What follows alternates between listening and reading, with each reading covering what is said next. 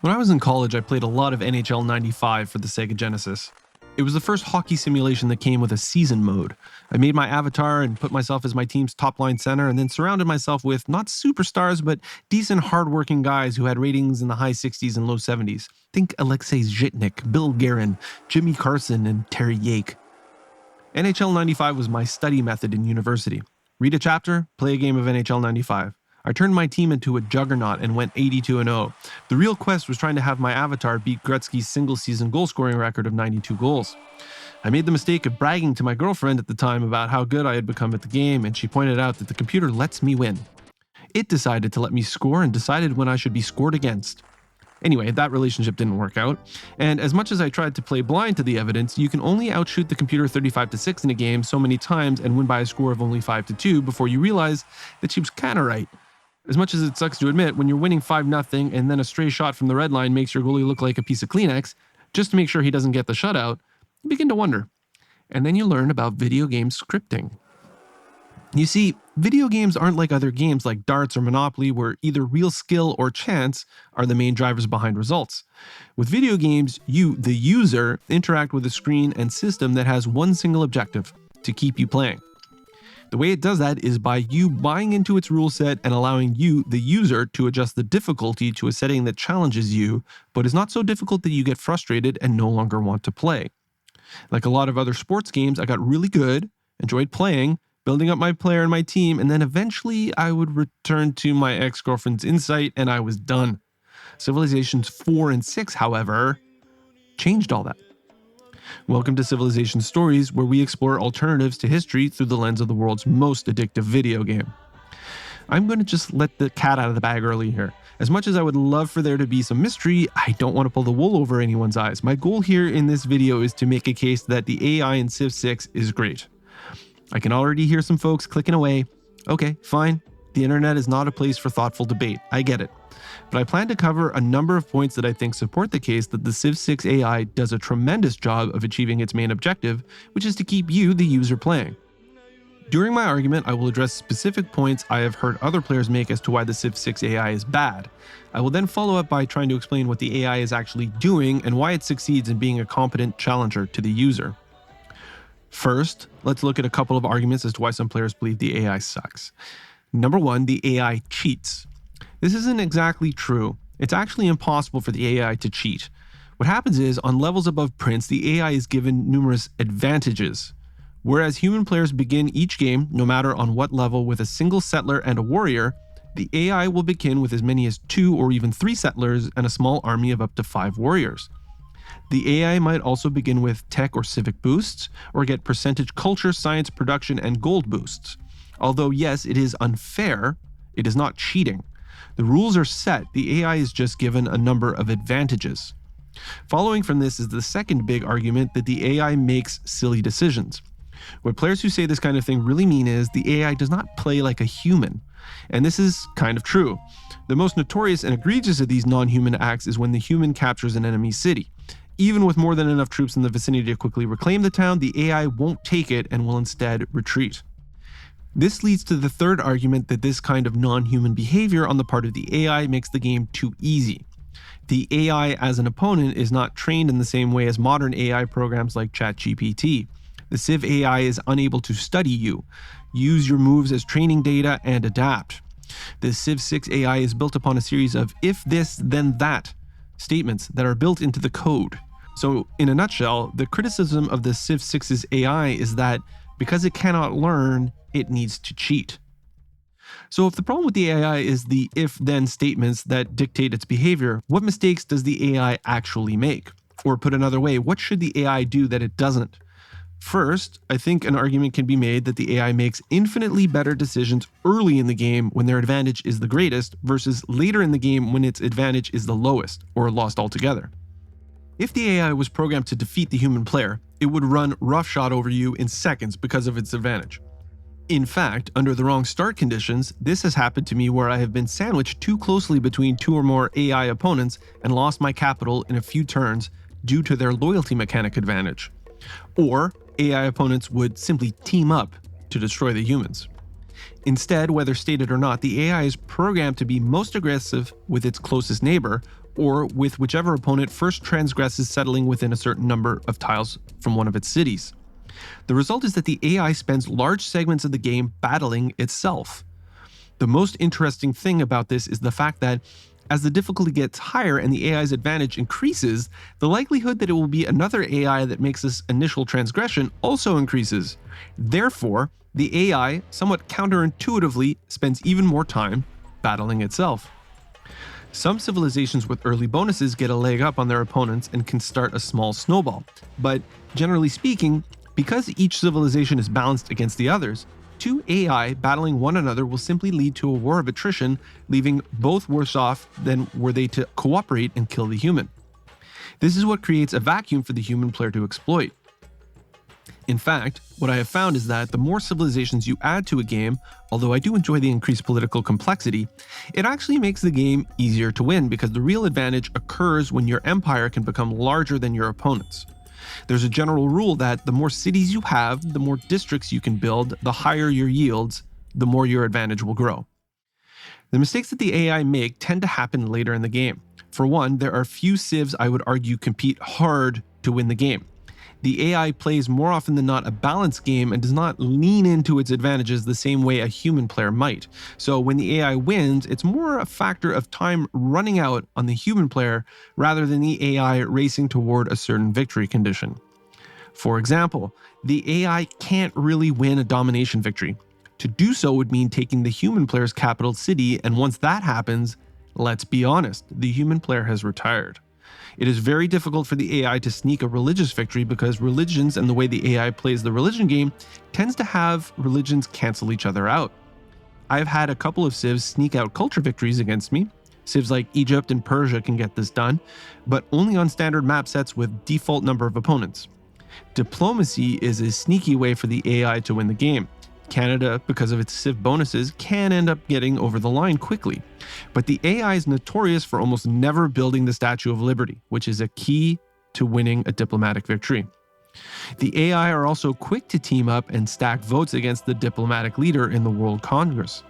This is one of the reasons why I say that a diplomatic victory is more difficult to win than people think. So if the human player loses, it's usually because one of the AI opponents completes their exoplanet expedition first. Time kind of just runs out. This is the real failing of the AI, not prioritizing the recruitment of Carl Sagan, Stephanie Polak, Robert Goddard, Sergei Korolev, and or Wernher von Braun. The AI, once it has launched its exoplanet expedition, is rarely astute enough to build laser stations. Again, this is the vacuum for the human player to exploit. Of course, there is so much to the game than just the end game, and the AI does do a number of boneheaded things, but as mentioned previously, the mistakes are more egregious the later the game goes on. Here are a few common silly things that the AI does that it probably shouldn't. First, way too many forts.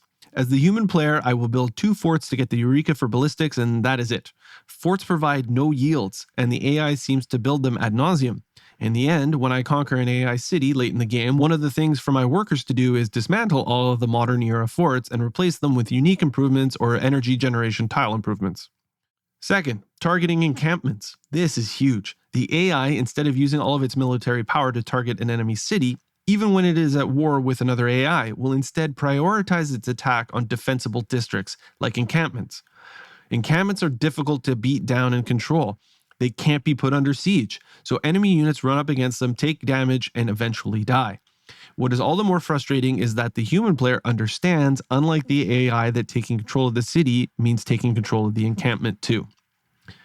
Finally, targeting great generals. If you, the human player, have even a single great general, you can win any war.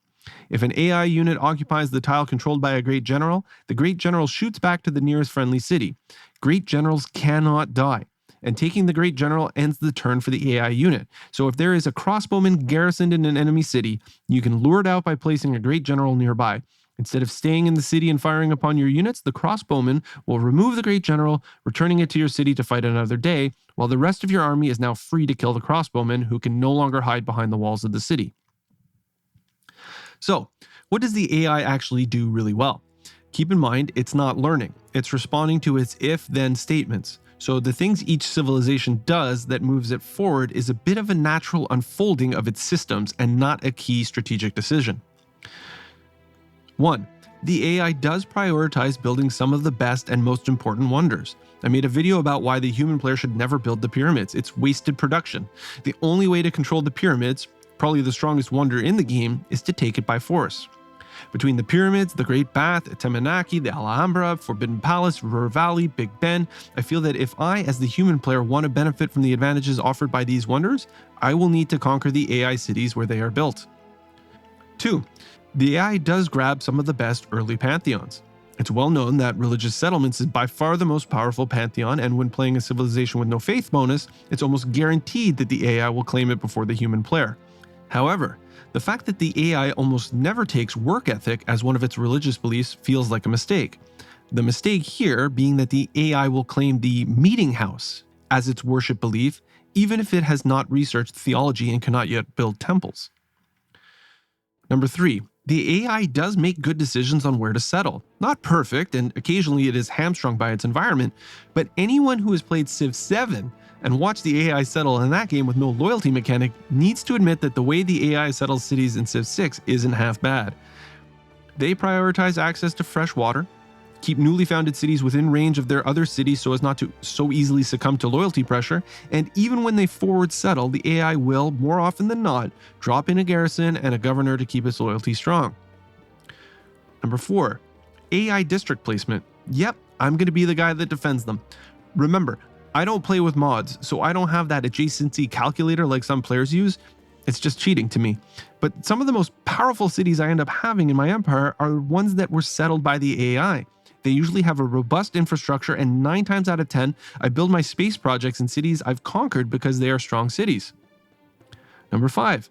In combat in the early game, call me crazy. Trust me, you're not the first, but I have to play my combat just right if I want to beat the AI. I usually try to rope a dope by declaring war and retreating back to the safety of my own cities to whittle down the forces of my enemy before I launch a counteroffensive. But if I run in all arrows blazing, the AI is quite astute at targeting my ranged units while absorbing hits from my melee units. An AI city in the early game generally knows how to withstand a hastily put together siege. It's only in the later game that the AI's approach to combat drops off. Naval combat on the part of the AI is also pretty weak. They focus on producing submarines and don't leverage the power of bombers or late-game siege weapons at all. Giant death robots feel like they are being controlled by the human military personnel from the movie Avatar. They take time to clear off the map if you are the one doing the invading, but they are never a threat to you if you are on the defense. A couple of machine guns and maybe some air support and you should be fine. The last thing I'll say about the AI has to do with how you, as the human player, approach playing Civ. Depending on what Civ you play as, your civilization choice might have a clear path to a particular victory. Civs in this case tend to be easier to win as than general civs that don't steer players toward a singular victory condition. No matter who I play as, I play a generalist's game. I never try to break the game with a singular strategy or win in the fewest turns possible. In fact, I love playing a culture game and building theater squares and getting artifacts, even though I find a culture victory a bit of a futile endeavor. But it is the constantly changing landscape at the beginning of every game that makes my path through it always feel compelling. I think a good barometer of the right settings for any player is when you win 80% of the time. These days I win probably more like 90%, and I'm getting better and better at adapting to new situations as I change up the games and the challenges within each game. But every time from turn 1, the game begins in doubt. I've said it before, those first 50 to 100 turns are what keep me hooked and stretching for just one more turn. People who quit their game because they know they will win are like golfers who pick up the ball when they feel it gets close enough to the hole. But I gotta tell you, sometimes you miss those putts. I think a lot of people who don't finish their games is because it's embarrassing to miss a putt when you're so close. Don't like the grind of the end game? You sure you're gonna win? I have suffered a few hard defeats against AI opponents I was on the brink of eliminating. In my humble opinion, you only actually win when you get to the end of the game. Remember, if the AI wanted to eliminate you, it would. It's using its commands to keep you in the game. If you haven't found the formula that's right for you, that's on you. The truth is, there are enough points in any game on any level for the human player to exploit and overcome the advantages that are given to the AI. Now, I know I'm setting myself for comments from all sorts of folks who just want to bash on the Civ AI. And listen, a learning AI will come to the Civ series at some point. It might even become smart enough to break free from the game, become self-aware, and put an end to all human life. For now, let's be thankful that it can only respond to if-then statements. And then ask yourself why Civ 6 has become one of the most played and, more importantly, replayed video games ever. The AI challenges you, keeps you playing, and most importantly, you know what does better than almost any human player? It loses with grace. Thanks for watching, and don't forget to keep playing and making your own civilization stories, your own amazing paths through history, and I'll see you next time.